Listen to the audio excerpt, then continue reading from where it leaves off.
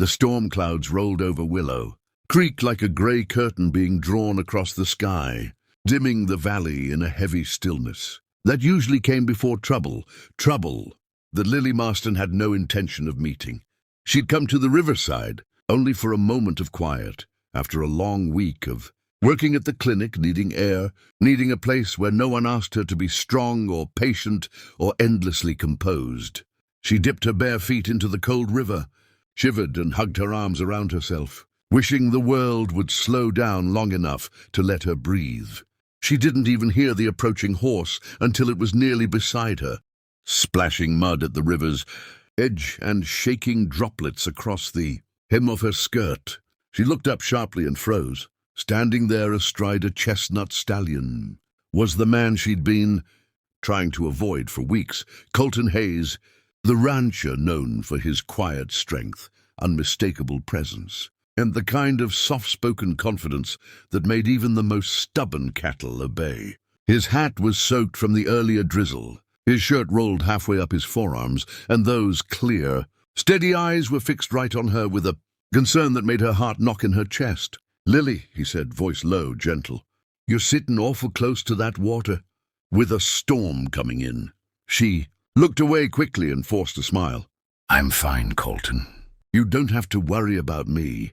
But the truth was, she felt anything but fine, and of all the people she didn't want noticing that, it was him. Because Colton had a way of looking at her that made her feel like every wall she'd ever built was made of paper. And right now, she was too tired to pretend she didn't want him to care. Before she could stand up, a sudden gust swept across the river, stronger than before, sending a sharp spray of water across her clothes.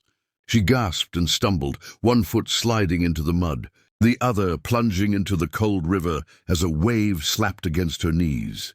"You're getting soaked here," Colton said, swinging off his horse in one fluid motion. She tried stepping back, but the slippery riverbed betrayed her, and she lost her balance with a startled yelp. She grabbed at the air, then at the last second, strong arms wrapped around her waist, lifting her clean off her feet before the water could drag her down. She found herself clinging to him instinctively, heart thundering against his chest as the river surged beneath them. "Easy," he murmured, tightening his hold. "I got you." Lily could barely breathe. His shirt was damp, warm, clinging to the hard muscle beneath, and the heat of his body contrasted sharply with the cold water dripping from her clothes. "Colton, put me down. I'm fine," she insisted, though her voice shook. "You don't look fine," he replied, brow furrowing. "You're freezing." She opened her mouth to argue again, but her teeth chattered before she could speak. And in that split second, her defenses crumbled. She wasn't okay. She hadn't been okay in a long time. Between losing her father, fighting to keep the clinic running, and trying to convince the town council she was strong enough to handle everything alone, she'd been stretched thinner than she wanted to admit. Colton saw it. He always saw it. And that terrified her more than anything. "Colton, please," she whispered, not sure if she was asking him to hold her tighter or let her go. The storm winds picked up again, cold and sharp, and he didn't hesitate another moment. "Lily, you're shivering," he said firmly, pulling her closer. "You're coming with me." "Where?" she breathed. "Someplace warm," he answered. She wanted to protest. She wanted to insist she didn't need rescuing, but when the thunder cracked overhead and the icy river splashed against her already soaked skirt, she found her face buried in his shoulder, fingers gripping the back of his shirt as if letting go might break her. He lifted her effortlessly, carried her through the water, and set her on the saddle before swinging up behind her. She fit against him too easily, too naturally, as his arms enclosed her to hold the reins. Heat radiated through her, chasing the chill from her bones. "Colton, why are you doing this?" she asked softly as the horse stepped onto the trail. His jaw tightened, and his voice lowered to something almost painfully sincere. "Because every time you say you're fine, Lily, you look a little more like you're drowning, and I'm not about to stand by and watch you get swept away." Her breath hitched. The words were too honest, too real. She blinked fast, trying to keep her emotions contained, but the storm winds carried the raw truth between them. By the time they reached his ranch house, The sun was setting behind the clouds, casting the world in dusky gold. Colton lifted her down from the horse just as carefully as he'd lifted her from the river, guiding her inside with a gentle hand on her back. The warmth of the fireplace greeted them instantly, the glow flickering across wooden beams and soft leather furniture. The quiet country charm of his home wrapped around her like a blanket. She stood trembling, dripping river water onto his floor, unsure what to do with herself. Colton stepped toward her, his voice low. "Lily, look at me." She did, slowly. His eyes held something steady and warm she'd been running from for months, something she desperately needed and feared in equal measure. "You're soaked to the bone," he murmured. "Let me take care of you. Just for tonight." She swallowed hard, her heart pulling her in two directions, fear and longing intertwined. But as the thunder rumbled again outside and the fire crackled softly behind him, she realized that for the first time in a long, long while, she wanted to stop being strong. She wanted to lean. She wanted to be held. And Colton Hayes, he was the only man she trusted enough to fall toward. She nodded faintly. "Okay." His shoulders eased with relief and he stepped closer, brushing a wet hair from her cheek with a tenderness that made her eyes sting. "Good," he whispered, "because I'm not letting you freeze." As the warmth of the fire grew and the night settled around them like a blanket, Lily felt the walls around her heart soften just a little. For the first time, she wondered if being caught in the storm wasn't the worst thing that could have happened. Maybe it was the beginning of something she'd been denying for too long. If you're enjoying the story, make sure to subscribe to the channel so you never miss the next chapter of this emotional journey.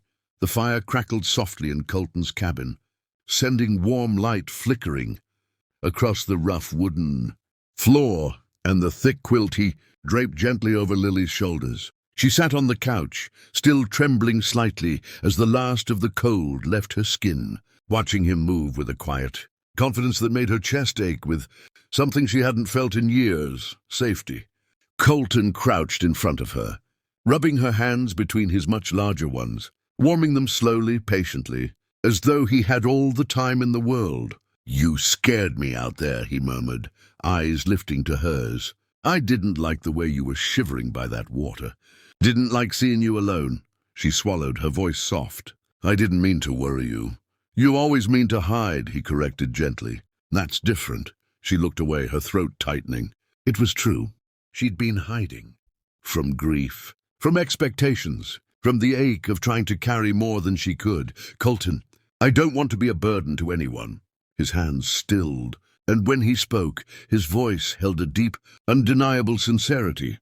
"Lily, you could never be a burden. Not to me." The warmth of his words seeped deeper into her than even the fire's heat. She blinked fast, suddenly overwhelmed. "You don't understand. People rely on me. I have to be strong." "Strong doesn't mean silent," he replied quietly. "And it damn sure doesn't mean lonely." Her breath caught. He was too close, too honest, too much. She felt her composure shaking apart like thin ice. "Colton, please, don't look at me like that." "Like what?" he asked softly, brushing a damp strand of hair from her temple. "Like I see you?" She trembled. "Yes," he exhaled slowly, his voice dropping lower. "Well, that's too bad, darling." "Because I do." She closed her eyes, fighting the warmth rising inside her, fighting the truth she'd been pushing away since the day she met him. But when Colton gently tilted her chin up, she opened her eyes again, and the world felt quieter, safer, softer. "Lily," he murmured, "you don't have to carry everything alone." A tear slipped down her cheek before she could stop it. He wiped it away with his thumb, the touch so tender it unraveled the last knot inside her chest. "You've been running on empty for too long," he said. "Let me help. Let me be there." She shook her head, voice breaking. "Why do you even care this much?" His answer was simple, honest, undeniable. "Because I love you." The words hung between them, warm and trembling and real. Her heart stopped, then lurched. "Colton!"